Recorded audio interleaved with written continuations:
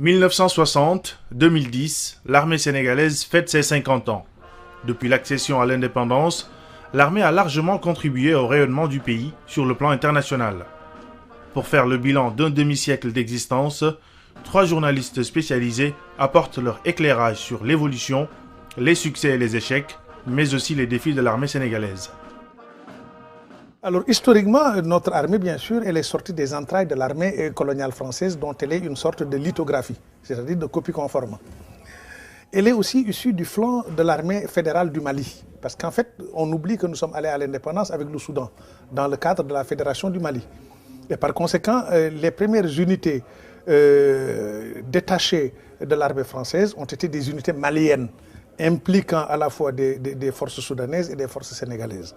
Après l'éclatement de la Fédération du Mali, le Sénégal prend son indépendance en 1960. Très tôt, l'armée sénégalaise se positionne comme une armée au service de la paix. L'armée sénégalaise a beaucoup changé et en bien. Parce que déjà, c'est une armée responsable qui est au service et de la paix et du développement. Certains peut-être l'ont oublié ou ne le savent pas, mais le Sénégal, en 1960, a participé à une opération des Nations Unies au Congo. Donc déjà, c'était sa première expérience. C'est une expérience qui s'est poursuivie sous la bannière des Nations Unies sur plusieurs terrains.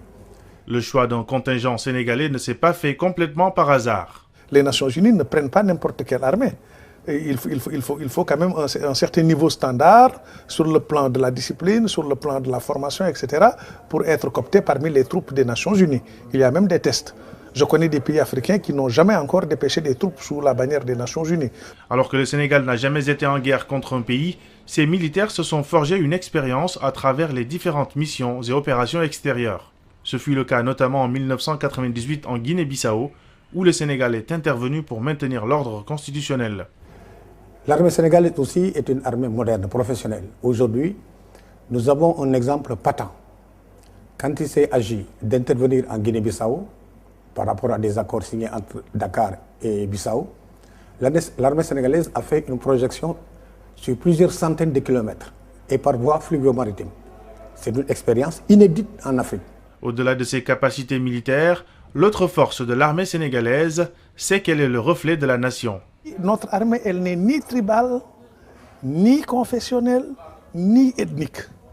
C'est une armée vraiment nationale, c'est-à-dire qu'elle est le reflet du brassage de la nation sénégalaise. L'armée sénégalaise, c'est aussi la gendarmerie nationale.